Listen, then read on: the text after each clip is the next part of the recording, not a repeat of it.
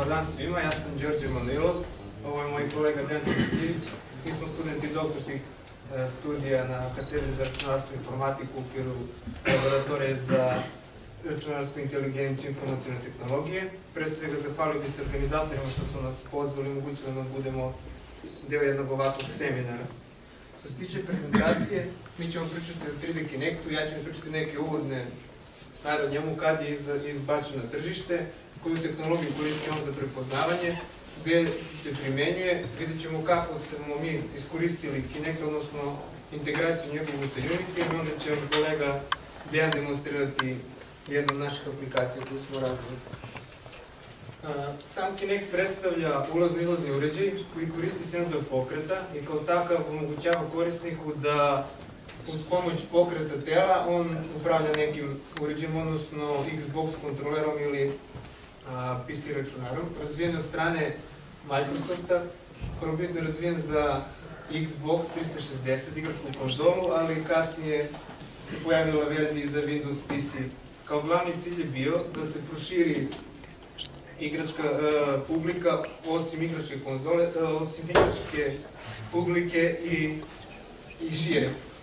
Trenutno su na tržištu se takmiči sa Wii Remote Plus i PlayStation U kontrolerom koji se koriste za Nintendo Wii i PlayStation 3 uređaje.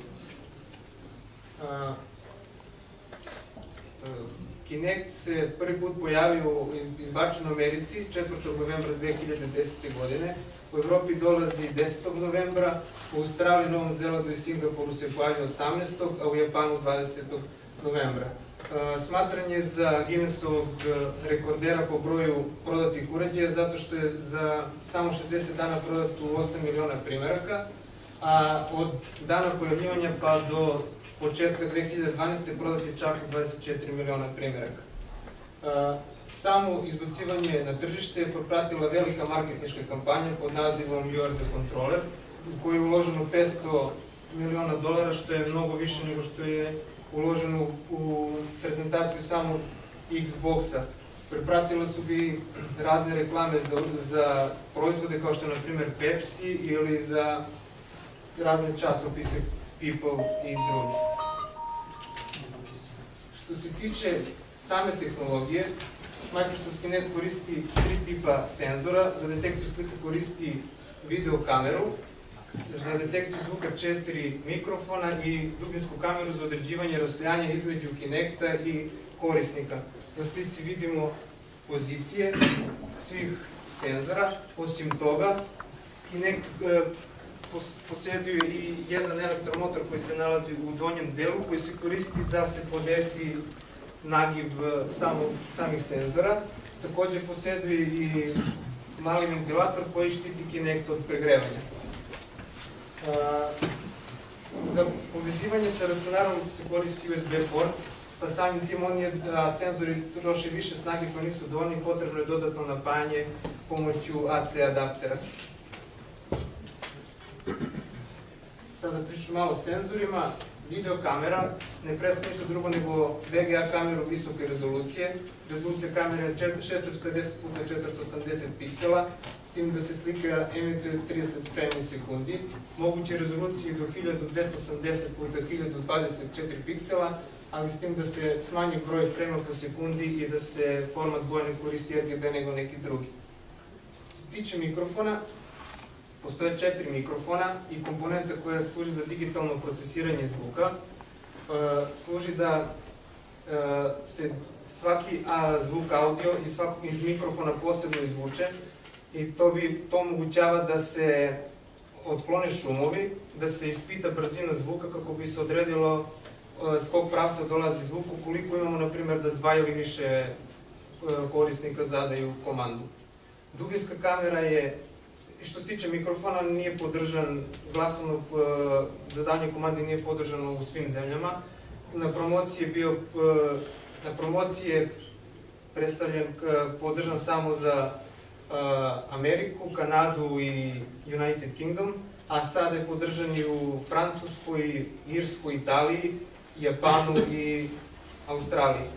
Dubinska kamera je glavni deo samokontrolera, služi za određivanje rastojanja pozicije između kontrolera i korisnika, sastoji se od infracrvenog projektora i infracrvene kamere, radi na taj način što infracrveni projektor raspršuje signale po prostoru ispred Kinecta, a infracrvena kamera hvata tačke odbijanja. Na taj način se određuje rastojanje. Ukoliko su tačke odbijanja bliže jedna drugoj, to znači da je pozicija korisnika bliže Kinectu, ukoliko su razdeljeni između tačaka veće i sam korisnik je dalje. Evo nam mračno ne vidi se, na ovom slajdu vidimo sliku gde je ovde levo prikazana infracrvena slika sa laserskom mrežom gde može da se odredi rastojanje između tačaka, a desno je predstavljen gradijent boje, odnosno mapa rastojanja koji ide od bele, gde su te tačke najbliže korisniku, crvena gde je malo dalje, zelene, svetlo plava i plava, a crnom bojom su predstavljene tačke koje nisu detektovane Kinectom. Najbolje rastojanje između korisnika i Kinecta je od 0,8 do 3,5 metara, ispod 0,8 i iznad 8 metara Kinect ne detektuje tačke. Gde se sve Kinect primenjuje? Osim za igranje, primenuje našu u medicini, na primjer za razvoj raznih vežbi za fizikalnu terapiju. U trgovini moguće da se u kombinaciji sa augmented reality aplikacijama napravi, na primjer, neki interaktivni kiosk, izlog gde bi korisnik stavio ispred toga i menjao neku odjeću ili naočare koje koristi bez ih proba. U proizvodnji može da se koristi za kontrolu robota, ali je malo teža obuka. U edukaciji se koristi da bi, na primjer, mlađima privukao pažnju, pošto je interesantan, i koristi se sve više za 3D skeniranje. Sad imam jedan video koji sam spremio da vidite gde se koristi.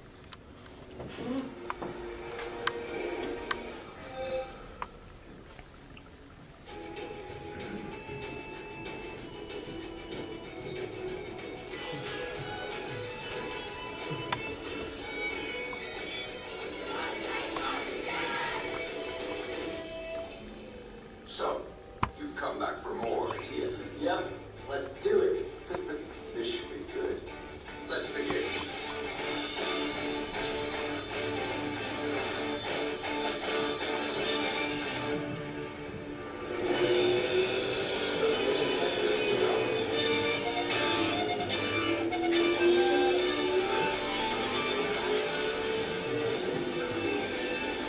Times are toast. Sorry, I'm doing it. Okay, I'm ready.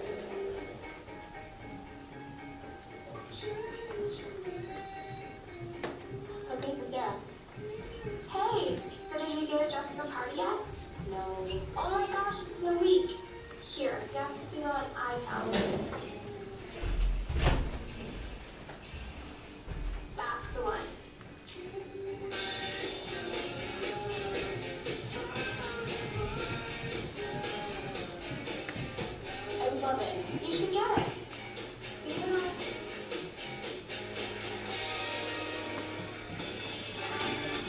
For 500 points, what is the answer? Ian Dixon. Millard Fillmore.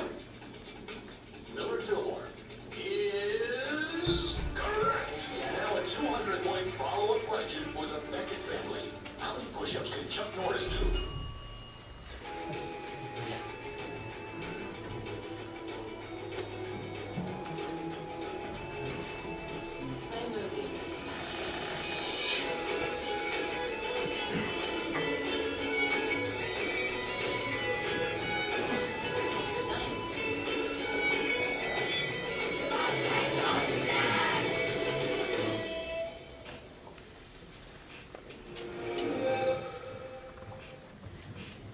To je jedan zanimljiv video gde se Kinect koristi.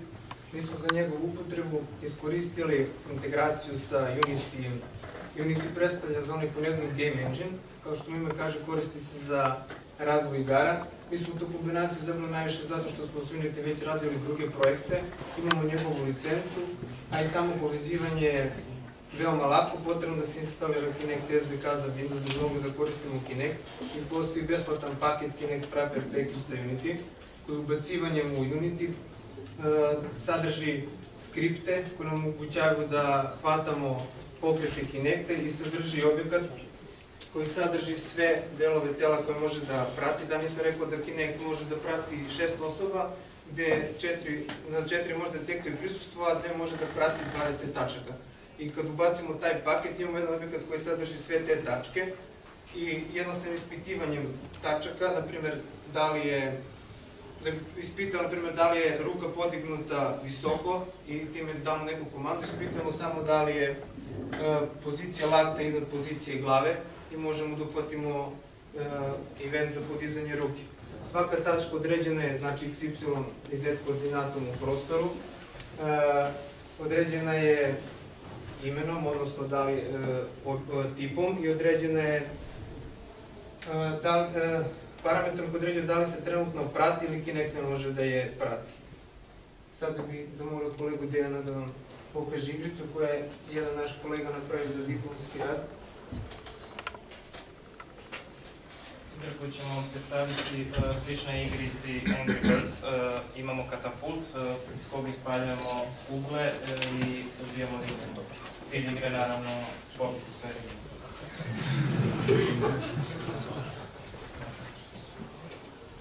Podizanjem...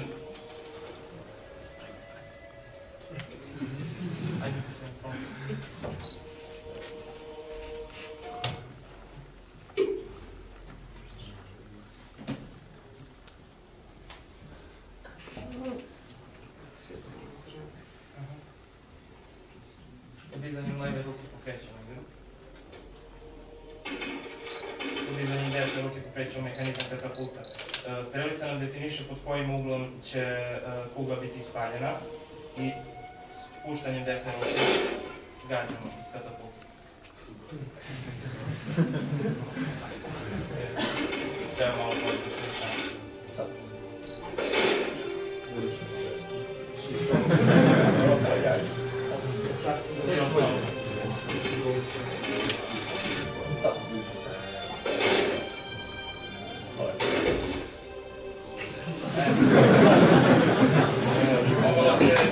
Ovo je činjen za tu imamo vatrenu kuglu.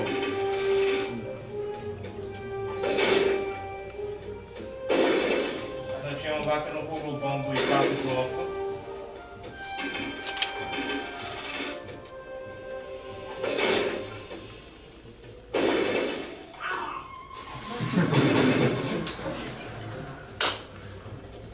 Tapšanjem menjamo kugle.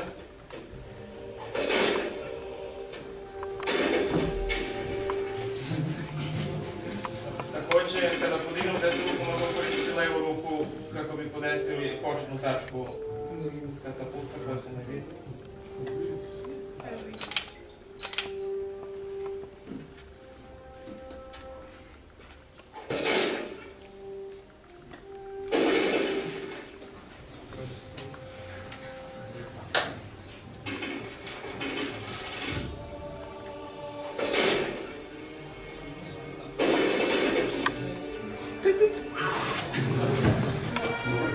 Levom rukom prelazimo na sledeći nivo. Da se mi neko više igra, ako hoće neko iz publike može da...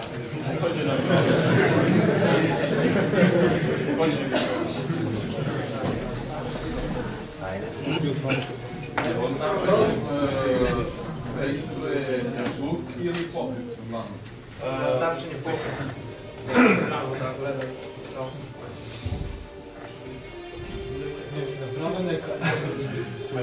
Ajde se.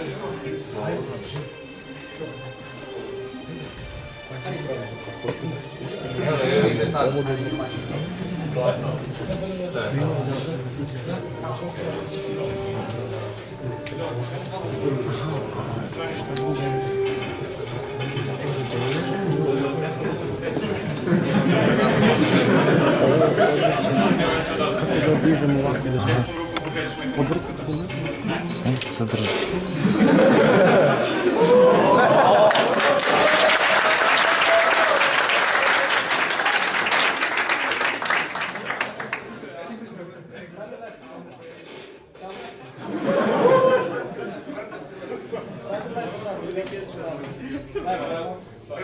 Prema Kinectu gledaj sad. Ne, gledaj nje.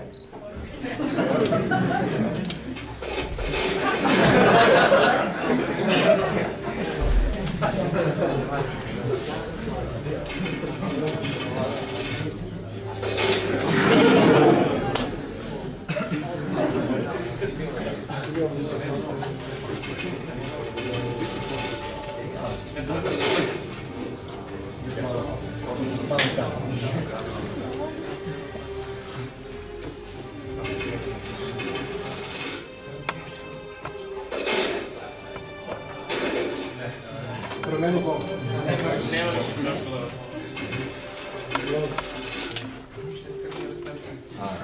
Sad još ne naravno.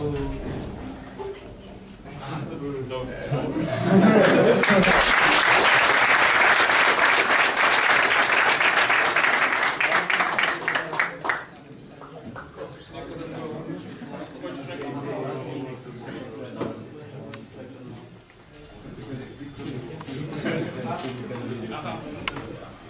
Evo ga izgleda Kinect. Ja sam ga pokazao bez prednje maske, evo kako da ima ovo mi više da se pomera namještenika. Tim što ima elektromotor koji može sam da se pomera, što se programskim kodom. Sad je povezano na jednu Da, on uzme... Da, na šta? na simulator ili na kompjuter. Da, na kompjuter se nazva. USB. Ovo probaš nekako. Neću. Pitanje je neka.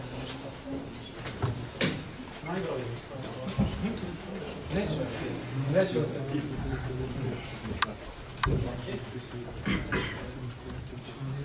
zahvalio bi se kolegama koji su prezentovali.